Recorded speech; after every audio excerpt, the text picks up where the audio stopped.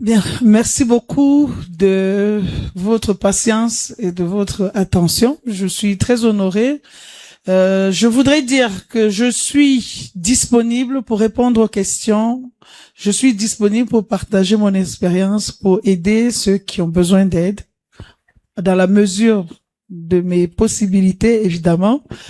Et j'espère que ce type d'expérience va être renouvelé avec bien plus de journalistes.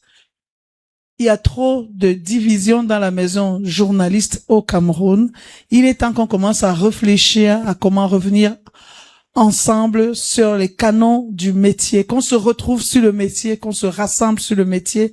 Ça va briser toutes les divisions. Revenons à la déontologie, à l'orthodoxie de notre métier. Je suis très émue d'être ici. Peut-être ça ne se voit pas, mais je suis vraiment très émue. Et je remercie Priscille pour cette initiative, Franck, Eric et tous les autres qui avaient travaillé à côté de Priscille pour l'aider à organiser ce rendez-vous. C'est un très beau rendez-vous et je souhaite vraiment qu'on garde l'esprit de ce qui s'est dit ici et qu'on fasse de notre mieux pour améliorer le regard qu'on pose sur les journalistes sportifs et sur les journalistes en général au Cameroun. Je voudrais dire une dernière chose. Quand vous partez en voyage en tant que journaliste sportif et que vous êtes dans les stades, vous représentez votre pays. Les gens qui vous ont accrédité vous regardent comme des Camerounais et ce qu'on pense de vous, on dit, ah, les Camerounais là, ils sont encore venus. Oh, les Camerounais là, ils sont trop désordonnés. Ah, les Camerounais là, ils contestent tout. Oh, les Camerounais là, ils sont vilains. Ou alors c'est des mendiants parce que vous êtes là à commander des selfies et de l'argent à tout le monde. Il faut faire attention. Quand vous sortez, vous allez dans les stades du monde entier. Vous ne marchez pas pour vous seul, vous marchez pour tout le Cameroun. Vous portez le drapeau du Cameroun sur votre dos. Il faut avoir de la considération pour ce que vous laissez au pays et qui compte aussi un jour sortir. Vous pouvez fermer des portes pour tout le monde avec un mauvais comportement quelque part. Donc il faut y penser. Chaque fois que vous sortez, vous êtes un ambassadeur et vous avez le devoir de rapporter des points, de grappiller des points pour le Cameroun. Merci beaucoup.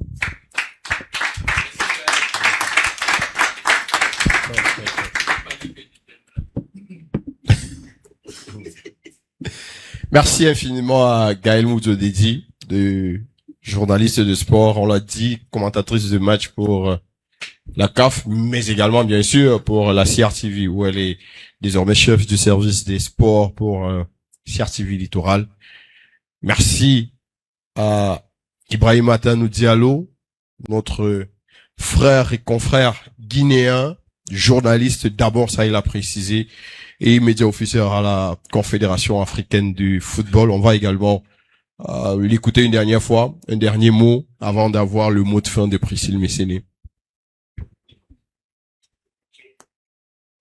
Il n'est pas fatigué. Je suis fatigué.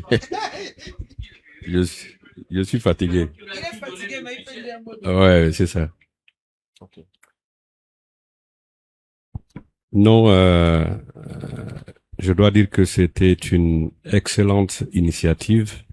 Moi, personnellement, si c'est à refaire demain, si on m'appelle, je suis là le lendemain. C'est fut un honneur et un grand plaisir d'être ici et de partager mon expérience avec non seulement les anciens, mais aussi la nouvelle génération de journalistes. Depuis hier, on a beaucoup appris. Ouais. On a donné ce qu'on avait et on a aussi beaucoup reçu. Donc, il y a eu des interventions de haute facture dans cette salle depuis hier. On a eu les contributions, les belles contributions de Richard Naha. On a eu les contributions de Timothy, de Madame Evelyne et aujourd'hui de Gaël et de Olivier. Donc des interventions de haute facture. J'espère que tous les... Sans oublier Boubangomna et Tirindo. Exactement. Ça, exactement. Et aussi votre excellente modération. Merci. Parce que j'ai beaucoup apprécié. Vous avez fait un excellent boulot. Ça aussi, il faut le souligner. Donc, on a passé 2 jours très intéressants en termes de contenu. Comme je l'ai dit, moi, en tout cas, personnellement, j'ai J'ai beaucoup appris. J'espère que ceux qui sont là aussi, ils ont appris quelque chose, qu'ils repartent avec quelque chose parce que c'est le plus important. Et que demain, si on se rencontre sur une compétition, qu'on se rende compte que ce qui a été dit ici, que beaucoup l'ont assimilé, parce qu'on ne va pas se retrouver demain encore sur une autre compétition et vivre les mêmes expériences, ce serait dommage, parce qu'on aura organisé ces séminaires-là pour rien. Donc, on espère que les gens ont appris quelque chose et aussi pour chuter, nous journalistes, il faut qu'on s'unisse. C'est pas qu'au Cameroun seulement, dans tous nos pays, les journalistes de sport n'arrivent pas à s'unir. Ce qui pose un gros souci parce que il suffit juste de changer le nom du pays. Si je prends le cas de la Guinée, c'est pareil, on n'est pas aussi unis. Et j'ai voyagé beaucoup en Afrique et pratiquement partout c'est pareil. Remarquez que on n'a jamais une seule association de journalistes de sport. Nous sommes les premiers à critiquer les autres. On oublie de balayer devant notre porte. Et ça, si on veut que les autres nous prennent au sérieux, nous aussi, on doit balayer devant notre porte.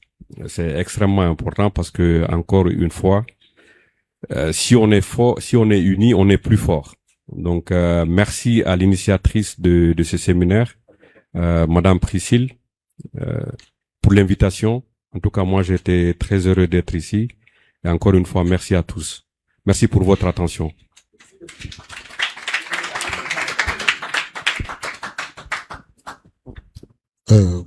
Bonjour.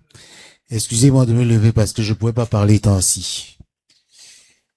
Vous savez, après Tanou, j'ai envie de dire quelque chose de très important.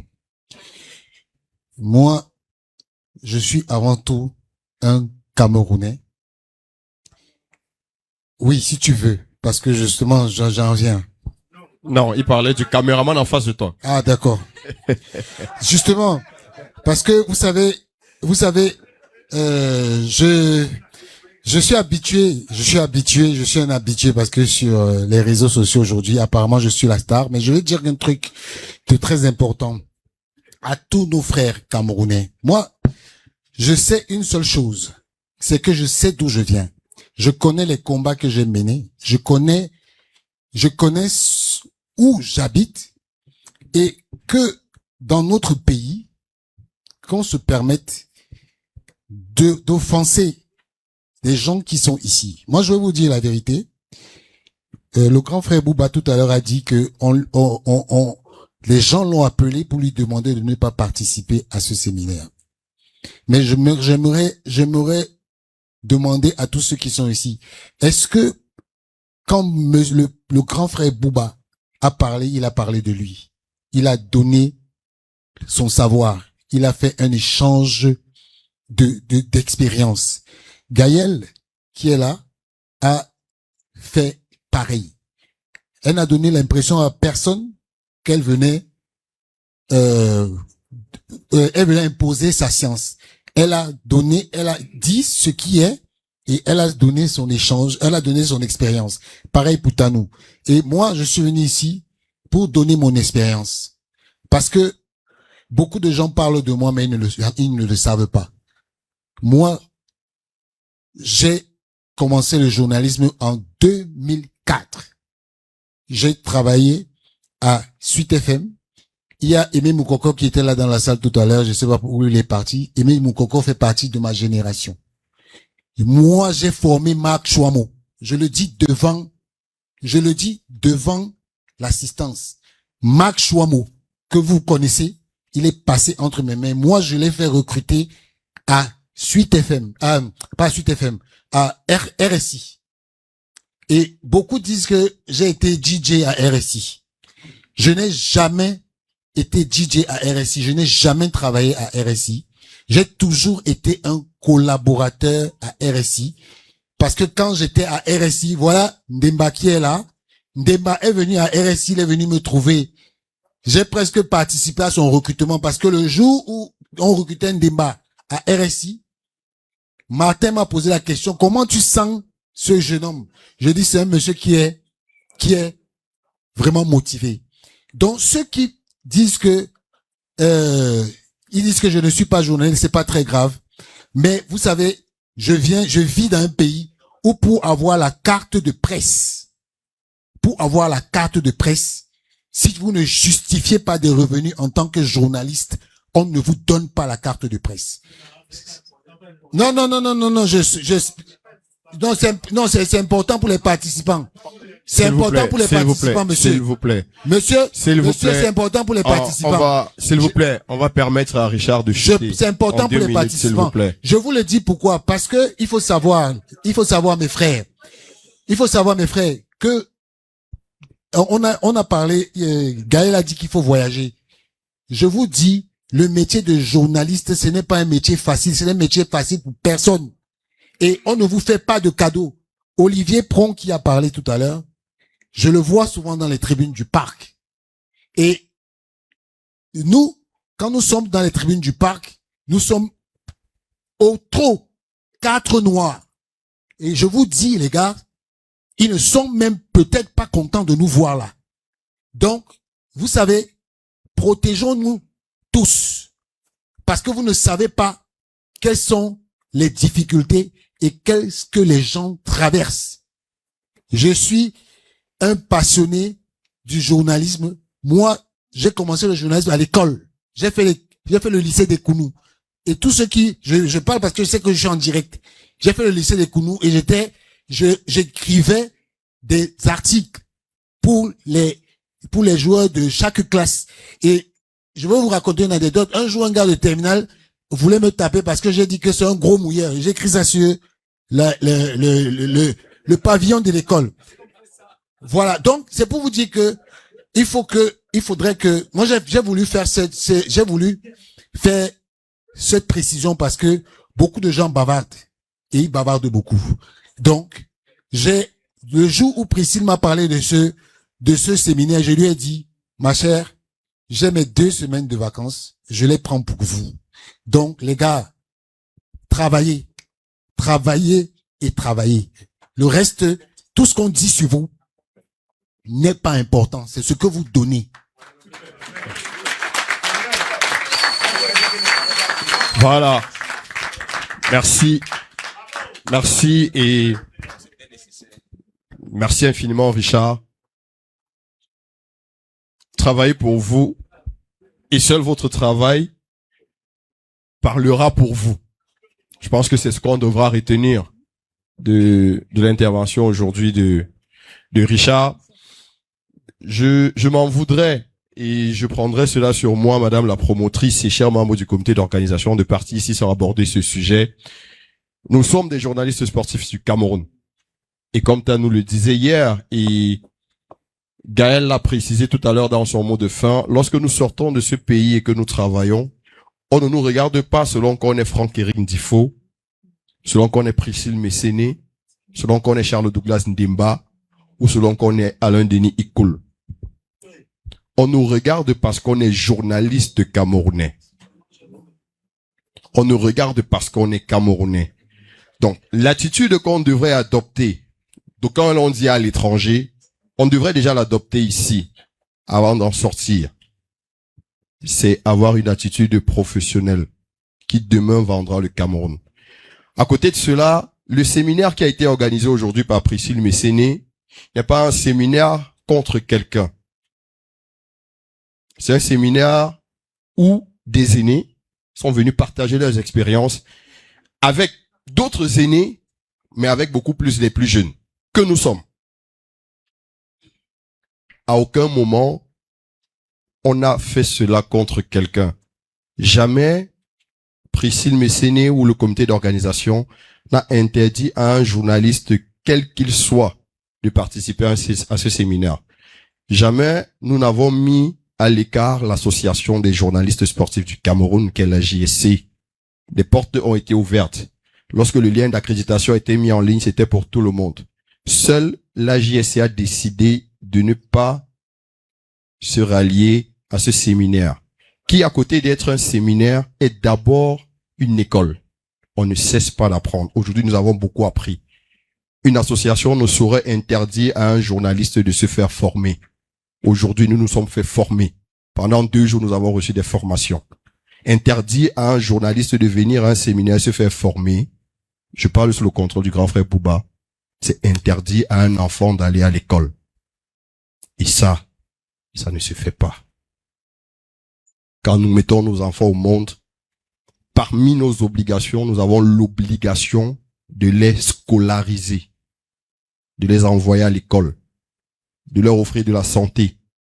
Donc lorsque nous sommes responsables d'associations de journalistes, ça fait partie de nos prérogatives. Nous avons l'obligation de former et de faire former nos membres.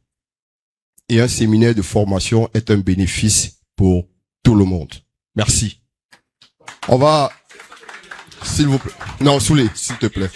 Non, pas de question. C'était pas un exposé, c'était pas une intervention. Je vais appeler et je vais vous prier d'acclamer, d'applaudir très fort Madame Priscille Messéné qui a eu l'idée de ce projet.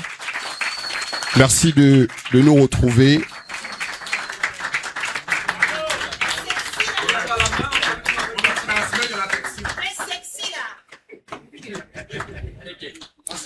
J'ai beaucoup d'amour à donner. Vraiment, je veux que tout le monde se lève et que vous applaudissez pour vous-même.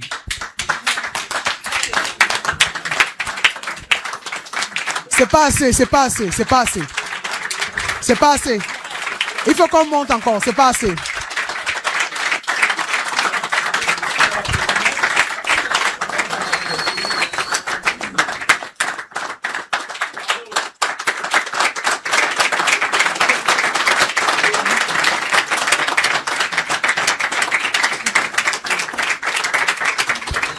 La réussite de ce séminaire, c'est vous.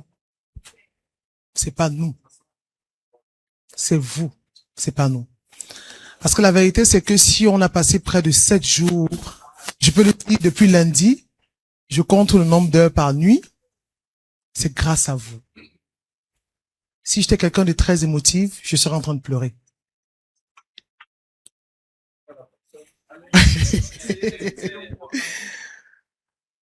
La vérité, c'est que nous menons des batailles qui ne sont pas forcément les nôtres. Richard, là, on peut avoir l'impression qu'il se justifie, mais je vais vous dire, les meilleurs journalistes du Cameroun ne sont pas allés dans les écoles de formation. Je parle sous le contrôle de l'Éternel. Monsieur Boubangomna, avant d'avoir des diplômes, n'est pas allé dans l'école, ni l'estime, ni rien. Parce que le journalisme, c'est pas des diplômes. La meilleure façon de comprendre le système anglo-saxon, se montre par le journalisme. Si c'est pas de l'instinct, si c'est pas la passion, si tu n'es pas guidé par tes émotions, tu ne pourras jamais faire ce métier, surtout dans notre pays, le contexte qu'est le Cameroun. Les meilleurs journalistes sont des passionnés. Ce sont pas ceux qui vont sur le banc. Parmi ma génération, il y avait très peu de personnes qui étaient capables de payer une année scolaire à 500 000 francs CFA pour se faire former. C'est impossible. C'est impossible. Moi, je parle toujours d'une référence que je n'oublierai jamais. Et quand je le dis, je suis à genoux. Ruben Malik Djoumbissi. Il ne voudra peut-être pas que je parle de sa vie, mais je parlerai de sa vie aujourd'hui parce que la première personne qui m'a inspiré s'appelle Ruben Malik Djoumbissi. Il est dans sa période du désert, mais c'est l'un des plus grands journalistes que le Cameroun ait connu. En termes de reporter, ou l'un des plus grands reporters que le Cameroun ait connu. Ruben Malik Djoumbissi, qui commence à la RTM, il vend les chaussures. Et un jour, il est abordé par Tom Yoms, le feu Tom Yoms, le mari, le regretté mari de Madame Dinali Marc Moura, épouse du Congo aujourd'hui. Il est abordé alors que Ruben Malik Djoumbissi est en train de vendre des chaussures. Et Tom Yoms lui dit bonjour. Et Ruben Malik dit bonjour monsieur. Et il écoute, il détecte le talent en lui. Un seul bonjour. Il lui dit qu'est-ce que vous faites? Il dit monsieur, je vends des chaussures. Il lui dit est-ce que vous savez que vous avez le timbre journalistique? Il venait d'ouvrir la radio RTM. La rue de ta musique. Il dit, ah bon? Il dit oui. Venez me voir demain à la RTM. Il lui donne 100 000 francs CFA. 5 000 francs CFA. Le lendemain, Ruben Malik arrive à RTM et il y a plein de jeunes qui viennent pour Adomov. La première émission de formation des jeunes dans le littoral. J'ai fait cette école. Je suis venu 2 ans après Ruben Malik. Et quand Ruben Malik, il donne un bout de papier, il lui dit, lis, Ruben Malik lit le papier. À l'époque, c'est Jocelyne Ankam, qui était directrice chef de chaîne à RTM. Il dit, toi, tu seras journaliste. Et c'est comme ça que Ruben Malik se fait former. Il commence par les faits de société avec Safista, les choses du couloir, ça te choque, ça t'amuse. Et quand il part à Canal 2, il réussit à créer une émission Canal Détective. Il y avait personne pour l'arrêter. Ruben Malik, après peut-être 10 ans de métier, va faire une capacité en droit, obtient l'équivalent du bac, n'est plus jamais retourné à l'école. Mais je peux vous dire, je ne connais pas le parcours des gens, je parle pour moi. Je peux pas tenir un débat face à Ruben Malik. Certains prétendent qu'il est fou, il ne marche pas bien. Quel que soit l'endroit où je le vois, je peux pas. Je me mets à genoux, je respecte ce qu'il est. Ruben Malik a une capacité de t'amener le sujet. C'est ça le journalisme. Il n'y a pas la possibilité de contenir le talent de Ruben Malik Djoubissier. Il n'y a pas. Vous ne pouvez pas tenir un débat avec lui. Vous ne pouvez pas. Il n'a pas fréquenté Ruben Malik Djoubissier, il n'a pas fréquenté. Il n'a que le CEP, je ne suis même pas sûr qu'il a. Parce que lui est un bon parleur. Mais il s'est tellement cultivé. La dernière fois que je parlais avec lui, je suis allé lui rendre visite à Souza dans sa maison qu'il a construite. Il me disait que Priscille, ma petite sœur, la seule chose qui te frappe chez lui, ce sont des livres. Il me dit, ma petite sœur, tu vois, je suis à mon 357e livre. Et j'ai commencé à rire. J'ai dit, mais comment je fais face à toi alors? Une bibliothèque ambulante. Il vous parle de tous les sujets. Le sport, la culture, l'histoire. Parce que la particularité d'un journaliste, c'est ta culture. C'est pas les diplômes. Claire Chazal aujourd'hui qui est la présentatrice vedette du 20h au journal de TF1, le journal le plus regardé chez les gens qui vivent chez les Blancs. Et voilà, Richard Naïm nous dit ça tout le temps, il avec Tano Diallo. C'est le journal du week-end. Nous, c'est même chose sur le week-end. Jusqu'à aujourd'hui, on n'a jamais pu enlever l'empreinte de Claire Chazal dans le journal de 20h. Elle n'a pas fait d'école de journalisme. Elle a été repérée par l'une des plus grandes plumes du journalisme en France, PPDA. Et il a fait de la présentatrice du 20h. Et elle a été la number one pendant près de 15 ans.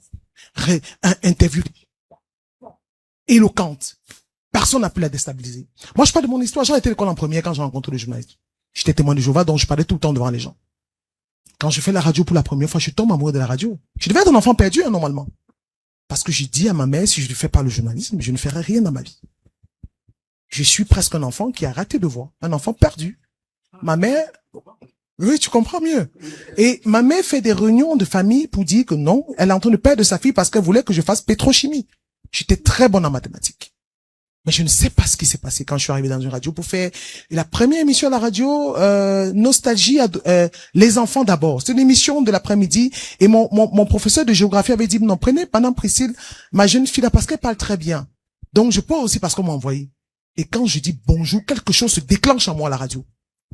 Et en première D, lorsque Dinali me dit, tu sais que tu peux faire la télévision, je veux que tu présentes le journal du week-end. Je ne sais pas, tu as du poids. Moi, j'étais plus petite que toi. C'est Gaël qui peut faire le témoignage. J'étais très petite.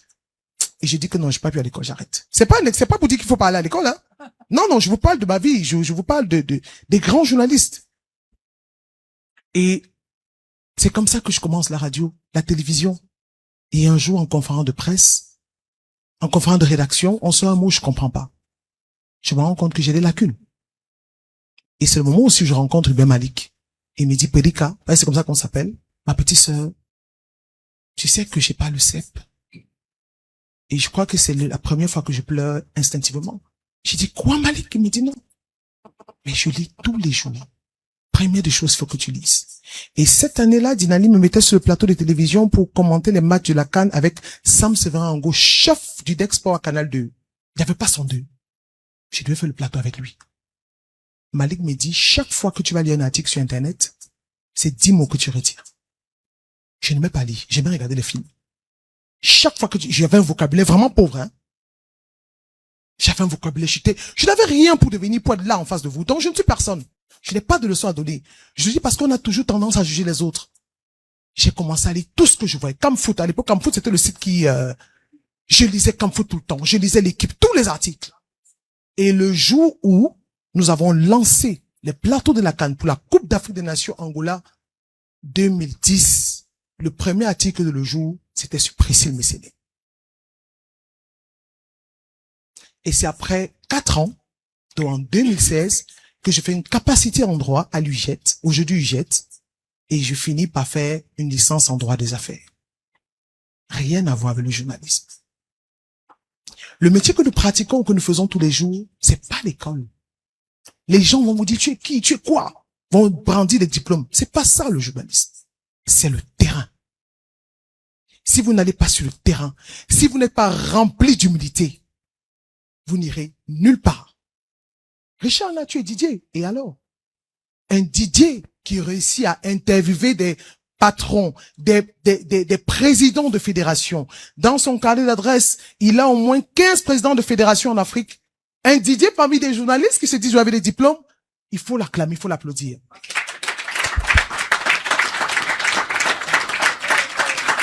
C'est ça le journalisme. Je prends fédération. Moi, je dis ce que je connais. Monsieur Soulet, aujourd'hui, qui est devant moi, il n'a pas fait de grandes études. Mais quand on parle de terrain, vous ne pouvez pas le battre. C'est ça le journalisme. Je ne vais jamais demander à quelqu'un de ne pas aller à l'école. Parce que je vous connais. On va dire que le président a dit qu'il ne va pas à l'école. Non. Il faut aller à l'école.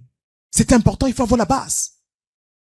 Mais ce métier, si vous ne l'aimez pas, vous ne le ferez pas. Mon premier salaire, après 4 ans que je passe à la télévision, c'était 20 000 francs CFA. La première fois que je touche mon premier salaire, c'était 20 000. Je me levais à 5 heures, je marchais de Bépan à Maturité, à école publique, à 5 heures parce que je devais faire le journal de 6h30, et je prenais 100 francs pour Bali, à Okmeni Radio. Et la première fois que Dynamique m'a payé, et là, j'ai sauté, je crois que j'allais casser le 4e niveau, elle m'a donné 20 000 francs CFA. Je vous parle d'une histoire de 2014. C'est pour ça qu'on a évoqué les problèmes des femmes, j'étais très touché. Parce qu'on est exposé à la prostitution, au chantage, à la vie facile. La deuxième fois qu'elle m'a payé, c'était après les plateaux de la Coupe du Monde 2010 en Afrique du Sud. Mon premier, c'était 50 000 francs CFA. Quand je quitte RTM pour aller à Nostalgie, je monte à 110 000. Mais je peux vous dire que, en une semaine, ce salaire ne me servait à rien du tout. Parce que c'était les recherches. Je dépensais mon argent pour aller interviewer les présidents de club. Je me donnais les moyens de réussir. Et chaque fois que quelqu'un me disait, tu ne peux jamais réussir, c'est comme s'il me disait, va de l'avant, tu vas réussir. Donc, toutes les personnes, parce que j'ai appris que je suis le maillon faible, toutes les personnes qui s'attaquent à ma personne, en fait, vous êtes en train de me donner la force, parce que je me nourris de l'adversité. Je suis très fragile, mais je me nourris de l'adversité. Je parle surtout aux femmes qui sont là aujourd'hui. Gaëlle, elle ne vous dit peut-être pas, était journaliste culturelle. Elle ne faisait que de la culture. La première fois que je rencontre Gaëlle, c'était à la télé du livre, à la salle de fête d'Aqua. Elle avait ses locks là, machin, caracha. Et c'est comme ça que je la rencontre la première fois, Gaëlle. Et le jour où je me rends compte que Gaëlle est dans le sport, Gaëlle commente les matchs pour la CAF, pas pour la CRTV, pour la CAF. Moi, je suis incapable de commenter un match. Parce qu'il faut savoir que chacun a ses spécialités. Parce que pour le faire, il faut avoir la maîtrise footballistique. Elle le fait. Alors qu'elle était journaliste de culture, il y a moins de 8 ans. Aujourd'hui, quand on veut commenter des matchs, la CAN, on appelle Gaëlle. Est-ce que tu as un diplôme en commentaire de match, Gaëlle? Je ne sais pas si ça existe. Très bien. C'est tout ce que je vais dire. Et ce séminaire aujourd'hui, c'est pour que vous puissiez bénéficier des expériences de ces aînés. Parce que l'école, pour nous, pour moi en particulier, vient en seconde position. C'est bien. Il faut se cultiver. Il faut pouvoir tenir un débat parce que vous interviewez des personnes intellectuelles. Il faut avoir du suivi dans les idées. Mais c'est pas ça le journalisme. C'est le terrain. C'est la passion. Si vous n'êtes pas passionné, vous allez mettre de longues mèches. Je finis, merci. Et vous allez être une proie. La seule chose, c'est la passion. Et la chance que nous avons aujourd'hui, c'est d'avoir des jeunes comme moi, comme Franck Rindifo, comme Monsieur Tanou Diallo, comme Gaël Moudio, comme Richard Na, qui soient capables de vous transmettre leur expérience. Ayez fait preuve d'humilité et apprenez. Parce que la vérité, c'est que demain, vous serez assis comme Monsieur Boubangomna, je serai assise là, et vous serez debout aussi, comme moi. C'est tout ce que je vous souhaite.